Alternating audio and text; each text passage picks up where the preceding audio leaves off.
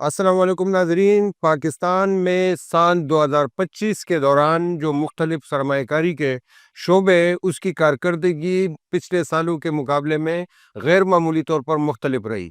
आम तौर पर प्रॉपर्टी के शोबे में जो इन्वेस्टमेंट की जाती है उस पर मुनाफा ज़्यादा होता है, लेकिन 2025 में हमने देखा कि पहले नंबर पर सबसे ज़्यादा अगर किसी सरमायाकारी ने ज़्यादा कमा कर दिया तो वो सोना था, जिसमें 73% जो है वो इज़ाफ़ा हुआ है। यानी अगर किसी के पास जिसके सोना या ज़ेवरात की शक्ल में अगर उसकी सरमायाकारी थी, तो 2025 में उसके मुनाफ़े में 73% उससे उसको कमाई हुई। इसी तरह दूसरे नंबर पर स्टॉक एक्सचेंज रहा, जिसमें 48% कमाई हुई उसके इन्वेस्टर को।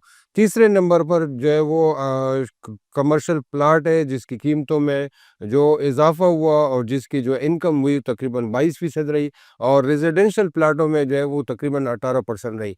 तो ये ओवरऑल जो है जो एक मुख्तलिफ ट्रेंड था जो हमें 2025 में नज़र आया, वो पिछले सालों के मुकाबले में मुख्तलिफ था कि इसमें सबसे ज़्यादा अच्छी कारकर्दगी जो है वो सोने की रही और दूसरे नंबर पर स्टॉक की रही। प्रॉपर्टी जो आमतौर पे सबसे ऊपर होती है वो इस साल 2025 में नीचे रही। इसकी क्या वजूहात थी? स्टॉक मार्केट पर ख़ास तौर पे बात करेंगे, सोने पर बात करेंगे। हमारे साथ मौजूद है जिब्रान सरफराज।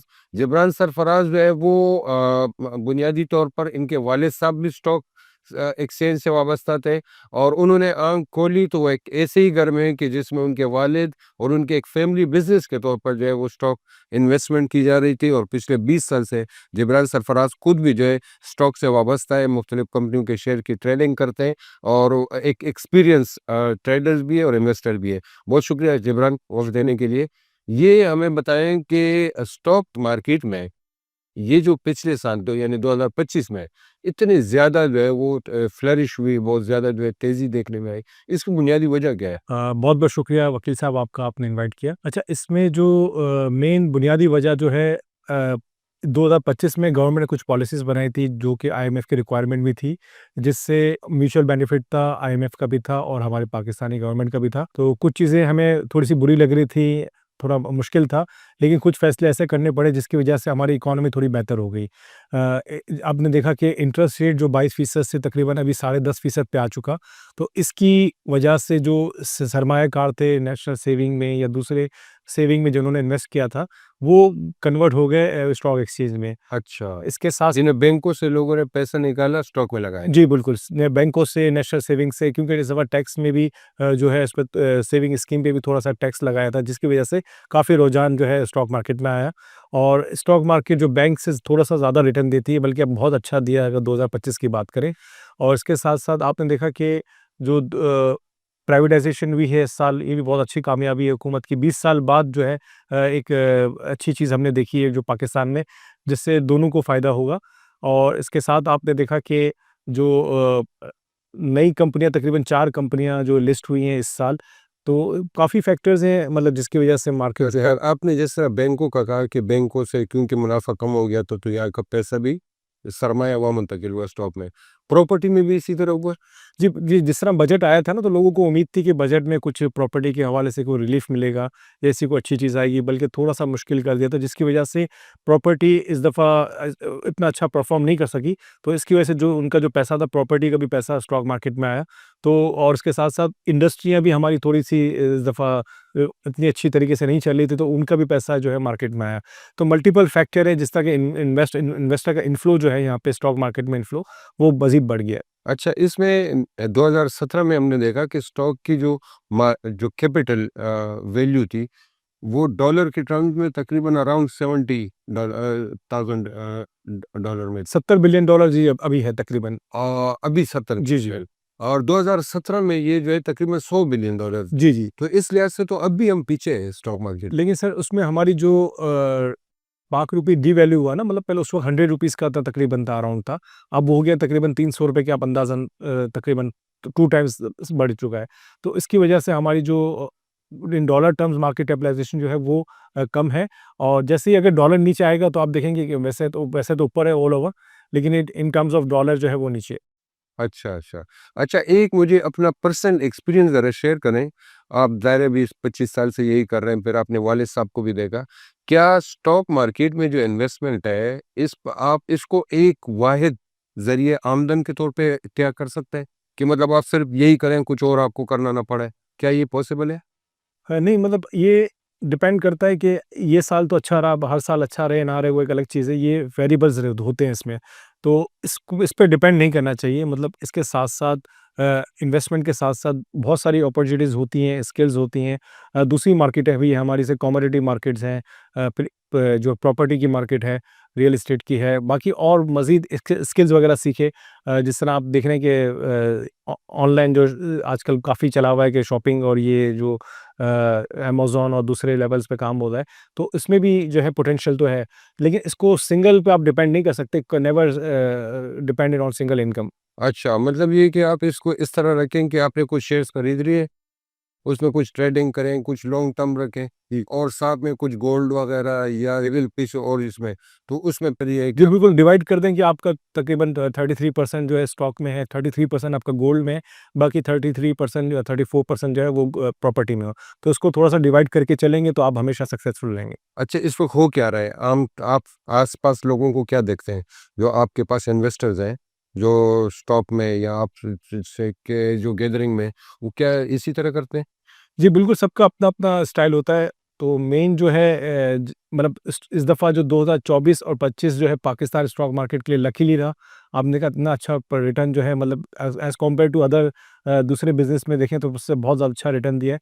तो ये इस दफ़ा तो अच्छा रहा, लेकिन ये कि हर दफ़ा every day is not Sunday. 2026 में जैसे यानी 2026 में आपको लग रहा है कि अगर तेज़ी होगी भी तो ज़ाहिर है कि इतनी नहीं होगी। मतलब जो एक्सपेक्टेड है कि मतलब 20 से 25% जो है वो तकरीबन पौने 2 लाख तक तकरीबन पहुँच चुकी है मार्केट।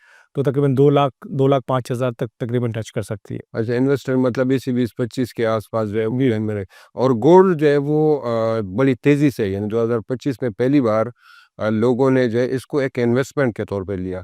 स्टॉक वाले शायद स्टॉक इन्वेस्टर या प्रॉपर्टी वाले वो भी अब गोल्ड में इन्वेस्टमेंट करते हैं। चाँदी में जो है वो बड़ा इन्वेस्टमेंट हो रहा है। तो ये आपको क्या लग रहा है कि 2026 में भी गोल्ड और साथ में सिल्वर ये इसमें भी इन्वेस्टमेंट का सिलसिला जारी रहेगा? देखिए, सबसे पहले तो आप समझिए कि 2025 में गोल्ड बढ़ा क्यों है? इसकी 2 बुनियादी फैक्टर है। एक तो जियोपॉलिटिकल सिचुएशन है, जिस तरह आपने देखा कि ईरान, भारत, पाकिस्तान और जो इज़राइल की इनकी जंग की सिचुएशन थी, तो इसके बाद जो है लोग जो है डॉलर को छोड़ के फिर जो है गोल्ड की तरफ वो जो फ़ॉलो किया लोगों ने। अब साथ-साथ आप देख रहे हैं कि डॉलर को इतना मज़बूत नहीं समझ रहे इंटरनेशनल, इसका जो मयार अब कम हुआ है। तो इसके साथ-साथ हमें गोल्ड जो है वो ज़्यादा प्रेफ़र कर रहे हैं। आपने देखा जितने भी सेंट्रल बैंक है दुनिया के, वो अब जो डॉलर के बजाय जो गोल्ड को ज़्यादा प्रेफ़र कर रहे हैं, और सबसे ज़्यादा बायर भी सेंट्रल बैंक है। हुँ। मतलब ये वजूहात नहीं होंगी तो इन वजूहात पे नज़र रखना चाहिए। जी, जी। अगर ये नहीं होगी तो इसमें भी 2026 में इस तरह की तेज़ी नहीं होगी। जी, बिल्कुल, जिस तरह के हालात अगर बेहतर होते हैं, जियोपॉलिटिकल सिचुएशन हो बेहतर होती है, इसके साथ-साथ इकोनॉमिकल सिचुएशन और इस टाइप की जब चीज़ें बेहतर होती हैं, तो गोल्ड जो है मतलब स्टेबल रह सकता है, थोड़ा बहुत ये कि नीचे आ सकता है, लेकिन वो चीज़ अब नहीं एक्सपेक्ट कर रहे। कि जिस तरफ जी। 2025 में 73% जो है, जी, जी, बिल्कुल। इतनी नहीं हो सकती। ये जो चाँदी भी ख़ास तौर पे लोग अब जो है वो ख़रीद कर घरों में रखने शुरू क हो गए हैं, सराफ़ा मार्केट में मिल रहे हैं। तो आप देखते हैं लोग ख़रीद रहे हैं, आपके आस-पास क्या हो रहा है? जी, गोल्ड जो है आम आदमी की पहुँच से बाहर हो गया, तो बिल फिर वो डाइवर्ट होके इनके पास सेकंड चॉइस सिल्वर ही होती है। तो सिल्वर की हम बात करें, तकरीबन 130% जो है 1 साल में इज़ाफ़ा हुआ है, गोल्ड से भी ज़्यादा इज़ाफ़ा हुआ है। अच्छा, इस वक़्त यानी सोने से भी जी। चाँदी ज़्यादा बढ़ा है। जी, जी। इन टर्म्स ऑफ, लेकिन जो गोल्ड है मतलब ईज़ी, मतलब इसमें आप देखते हैं ना, परचेज़ करना भी आसान है, आपने पैसे दिए, कैश ट्रांज़ैक्शन होती है और आपने वो गोल्ड के बार वग़ैरह जो भी हैं इसमें ले लिया, और बहुत ही कॉम्पैक्ट होता है कि आप इसको ईज़ी टू कैरी है, इसके तौर पे भी इस्तेमाल होता है, और इसमें इतनी डॉक्यूमेंटेशन, इतना टैक्सेशन कुछ लोग डिक्लेयर नहीं करते हैं आईवीआर में। तो इसका भी बेनिफिट होता है कि जो प्रॉफ़िट होता है उस पे टैक्स कुछ लोग नहीं देते, कोई डिक्लेयर नहीं करते, तो ये चीज़ें हुकूमत की तरफ से भी थोड़ी-सी थोड़ी मज़बूत होगी। तो फिर आपने देखा इनकी जो ट्रांज़ैक्शन है वो भी प्रॉपर जो है बैंक के थ्रू होगी, तो एक इसमें भी बेहतरी आ सकती है। अच्छा, स्टॉक में नए लोग भी आ रहे हैं? जी, बिल्कुल, इस स्टॉक में जो इन्वेस्टर की तादाद आज से 2 साल पहले तकरीबन 2.5 लाख के करीब थी। अब तकरीबन ये 5 लाख तक तकरीबन पहुँच चुकी है। तो देखा जाए तो ऑलमोस्ट 2 साल में डबल हो चुके हैं। अच्छा, और इसकी वजह क्या है? इसकी वजह ये कि हुकूमत ने भी थोड़ा कोऑपरेट किया है, जो एससीसीपी और हमारे जो रेगुलेटर हैं, उन्होंने अकाउंट ओपनिंग के जो क्राइटेरिया है वो थोड़ा-सा सॉफ्ट कर दिया। अब आपका शनाख्ती कार्ड और बैंक अकाउंट होना चाहिए, तो आप अकाउंट खुलवा सकते हैं। और इसके साथ-साथ आपने देखा कि अब लोगों में अवेयरनेस भी आ रही है कि ये भी इन्वेस्टमेंट है। पहले इसको अच्छा नहीं समझा था, लेकिन अब जो है इसको एक इन्वेस्टमेंट पॉइंट ऑफ व्यू से सबसे अच्छी चीज़ समझा जा रहा है। अच्छा, और वो आसान जी, बल्कि वो कितना आसान है? मतलब बस सहूलत बताएँ अकाउंट क्या थोड़ा बस? सहूलत अकाउंट की जो कैटेगरी है, इसमें सिर्फ़ आपको एनआईसी होना चाहिए और आपका बैंक अकाउंट होना चाहिए। तो you can open your account very easily. और कितनी इन्वेस्टमेंट उसमें मिनिमम 5000 से भी जो है वो अकाउंट खुल जाता है, और बहुत ही इसमें आपका जो मोबाइल नंबर आपके नाम पे होना चाहिए। तो एक अच्छा है, कॉम्प्लायंस वगैरह ये चीज़ अच्छा, ये जो आपने आसान अकाउंट का बताया, सहूलत। सहूलियत अकाउंट, इसकी लिमिट कितनी है? इसकी मैक्सिमम लिमिट जो है वो 10 लाख की है। 10 लाख तक आप कर सकते हैं, मतलब कम से कम 5,000 और ज़्यादा से ज़्यादा 10 लाख जी। तक आप कर सकते हैं। ये एक अच्छा ऑप्शन है। बहुत शुक्रिया जबरान साहब।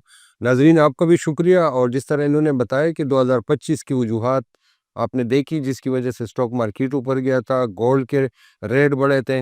2026 में भी अगर आप इन शोबों में सरमायाकारी कर रहे हैं, तो आपको तमाम मुल्की और इंटरनेशनल हालात पर नज़र रखने की ज़रूरत है। अपना बहुत ख्याल रखें। अल्लाह हाफ़िज़।